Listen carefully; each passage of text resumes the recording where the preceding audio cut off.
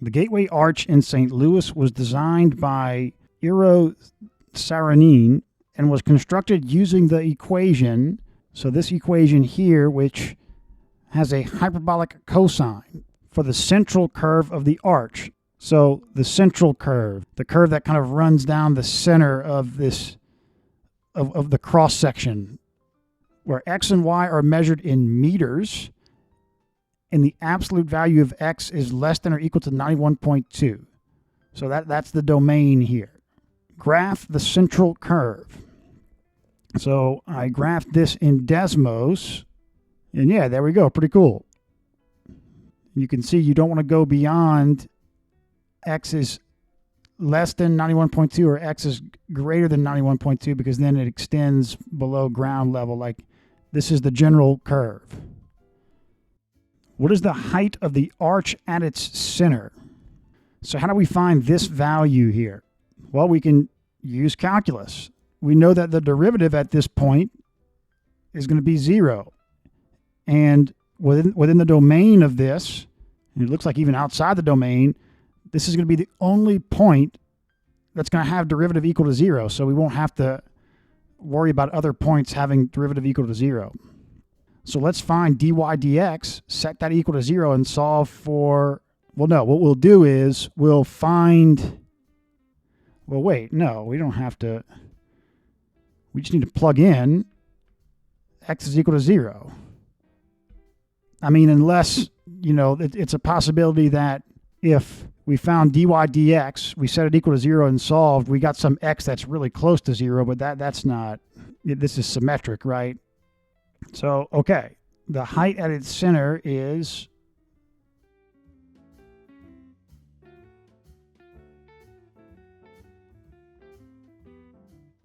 okay. So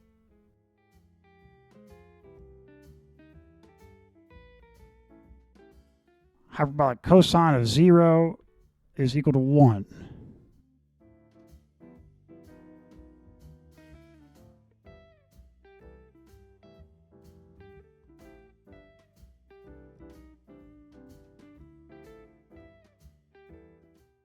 $190.5 meters.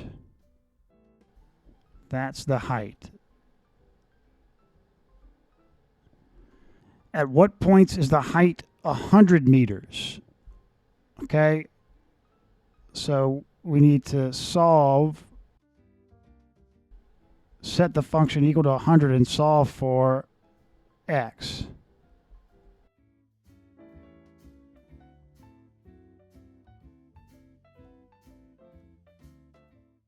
So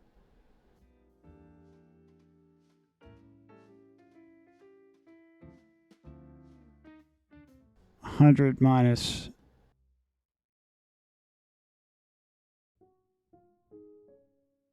$5.334. Okay, so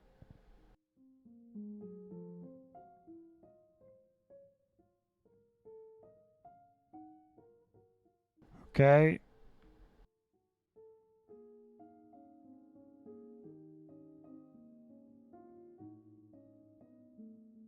And then we can divide this by,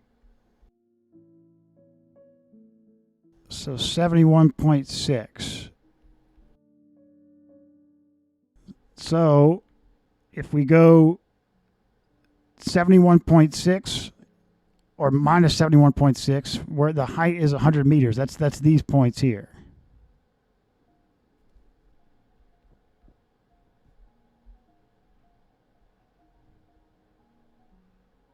Plus or minus 71.6.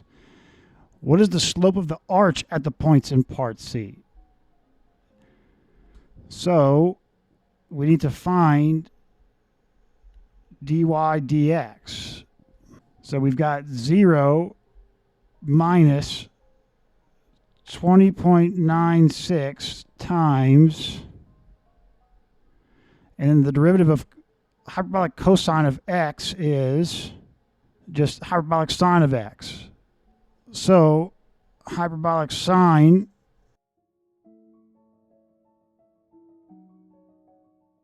and then times, so chain rule, So dy dx is equal to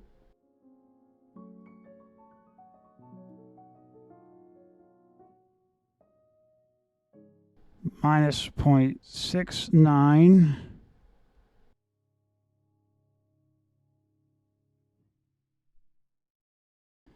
and so dy dx at x is equal to 71.6 is equal to, so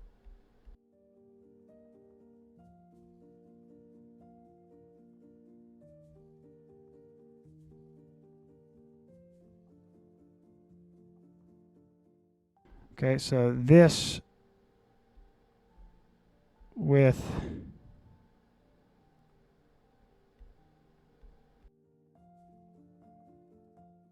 minus 3.61,